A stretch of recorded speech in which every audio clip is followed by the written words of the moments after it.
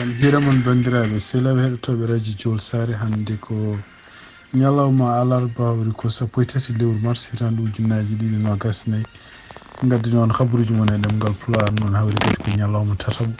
lewru korka habaruji men puɗɗorɗen ko toon to États-Unis ɓe tungnadi kadi ko ummi toon habaruji gumiɗi toon to maison blanche hono kamɓe gouvernement Joe Biden eɓe ɗamini yaade hakkude janggo e ɓawo janggo toon to Chicago ɗum noon ko fottoyde délégation ngaji julɓe monɓe toon surtout henna taw ko origine men ko Palestine naɓe walla ko leyɗele arabeɓe ɗum ɗo fof noon ko peeje ɗeɓe goni oɗo saha joni yidde moƴƴitinde jokkodiral kamɓe ɓeɗo yimɓe jeeyaɓe toon to leyɗele arabeɓe walla kadi julɓe d'une façon générale surtout hennete babunde wasde mumen weltade oɗo saha joni hono kamɓe président Joe Biden gouvernement mum picce moɓe mbaɗanta Israël et surtout kadi e situation gonɗo oɗo saha joni toon to Gaza no way bondini hono kamɓe laamu Amérique wasde jogade doole wadde pression e Israël hernde ene natta sifti noon tan ko balɗe ɓen ɗe foof yiyama e woteji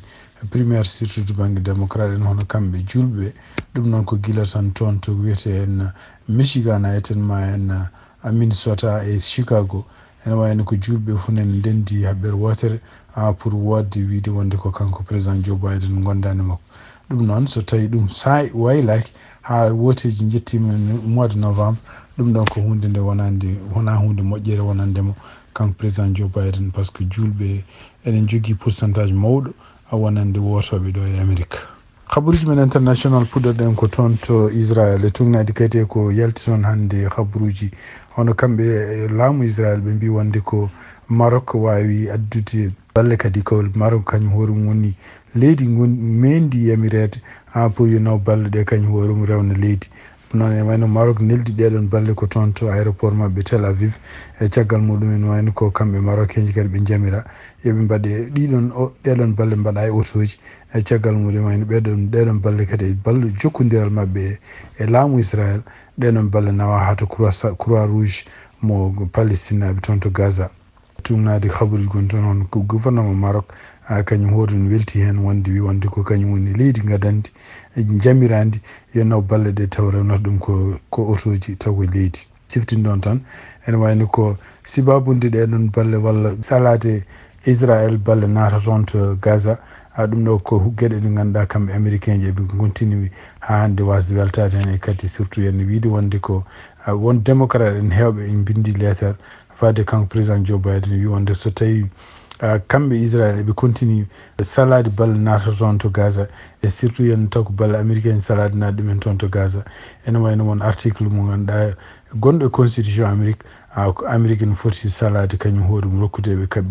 kaɓirɗe ɗe mbiyata kaɓirɗe offensive habaruji men international hande toon to Sénégal e tugnadi kadi ko haala hono kanko Macky Sall o wawi fottude hanki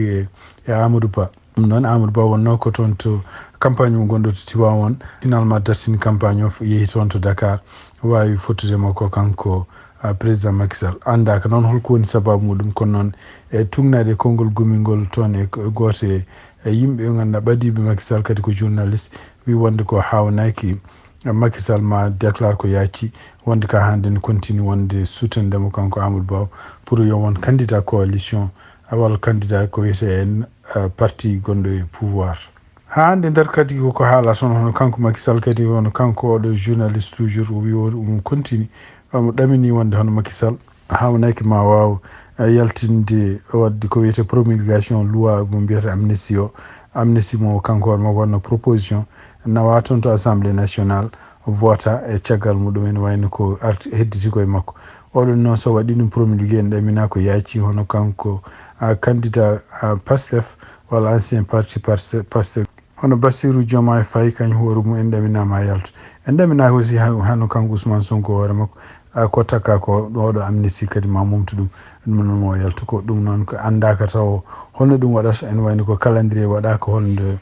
kanko président Macky Sall nde waɗata promulgué ɗum waɗi ko nde waɗata oɗo loi o waɗa ɗum hankkadi wonti loi ɗum ko signature makko kono ene tugnade ha hande kanko oɗo journaliste biyeteɗo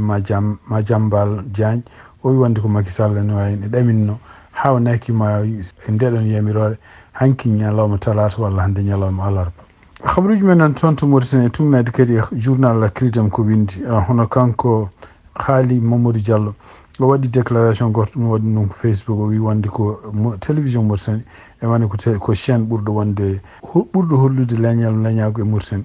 o wi wonde koye hayta oɗo télévision foti andude surtout directrice gardiɗo ɗum o omo foti andude ko leydi Mauritanie ko leydi safalɓe fulɓe soninke jolfuɓe e hardaneɓe bambarankoɓe e métissaji ɗum noon ene wayno ko gardiɗo oɗo télévision ene salo yaltinde walla salo wallude hono artiste uji ɓaleɓe pour yaltude télévision mo Mauritanie ɗum noon o haali ɗum koye Facebook makko ha hande toon to Mauritanie tumnade kadi habaruji gummiɗi ɗi toon to journal biyeteɗo Al Akbar fedde wotere wonde toon to guiɗi makko wiye walloɓe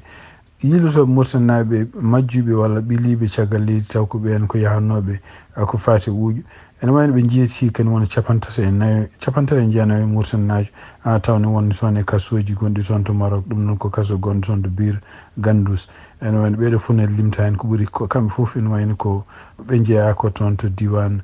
Sely Baby. Habruji men international hande toon to Nigeria ene wayno nder communiqué gumiɗo to laamu mabɓe ɓe mbi wonde ɓe pelliti ɓe gudditi frontiére gonnoɗo hakkude mabɓe e Niger ɗum noon kadi ene wayno ko kala sanction ngaji gonnoɗi hakkude mabɓe kamɓe Nigéria e Niger ene wayno ɓe mbawi oppude ɗiɗon sanction ngaji donc ɓe kolli wonde koɗo sa joni Niger e Nigéria ko leyɗele ɓiɓe yumma kadi ko ɓadodirɓe ɗum ɗo fof ko fotani wonde caɗele gonɗe hakkude siftini ɗon tan ko Niger e kañum e Mali en Burkina Faso ko leyɗele puɗɗiɗi yaltude déjà e CEDEAO ɗum ɗo fof ko sibabude sanction ngaji kamɓe CEDEAO ɓe mbanno e ɗeɗo leyɗele donc ne wayno ko oɗo saha joni ne wayno ko CEDEAO nan fuɗɗo yattirde caggal pour artirde ɗeɗo leyɗele jeeya e CEDEAO. bandiraɓe sehilaɓe heɗotoɓe radio Jowol Sare ha hande habruji meɗen ko fate korka en wayno ko tungnade kadi ko directeur exécutif juma Bassir ko haali ene wayno ko ñande jamma aljuma e jamma 7 ene waɗi bisuji gummotoɗi toon to Mayor mbalata ko dogde ɗum noon ko tuggi tan 8h walla ko adi ɗum ha etten ma hande nafilaji gasi foof ɗum noon wonande yiɗɓe arde ɗiɗon jammaji par ce que yimɓe ko kewata so tawi tan kam on jooɗima on garani ha on natani juma ha woni 8h kono wonma 8h30 sohlani koɗon gadda autoji moɗon on mbawi parkude toon to Mayor bisuji nan toon ma ƴefton nan noon to juma to tawa ala tampere kadi ne waɗi jahoji ko bisuji ɗiɗen jahani garta ko jiida ɗum e waktuji juuleteɗi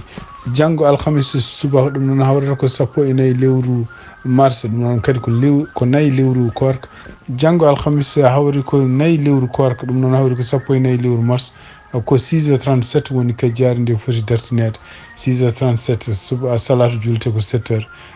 kumtari kikiɗo wonata ko 7h44 woni nde humtete ɗum noon ko ñande alhamis janggo siftinde ɗon tan ha hande ne wayno ko gueƴe julete ko 9h15 donc mi reftani kadi ñande alhamis janggo hawri ko 4 lewru korka hawri kadi ko 14 lewru mars ne wayno ko kajjari dartoto ko 6h37 subaka salatu julte ko 7h humtete kikiɗi ko 7h44 wonande aljuma noon so tawi Allah jaaɓi kajjari dartoto ko 6h36 salatu ko 7h humtete ñande aljuma nde 7h50 donc 8h moins 10 humtete ɗum noon yen mbaali jaam ha janggo kadi so tawi Allah jaaɓi jarama.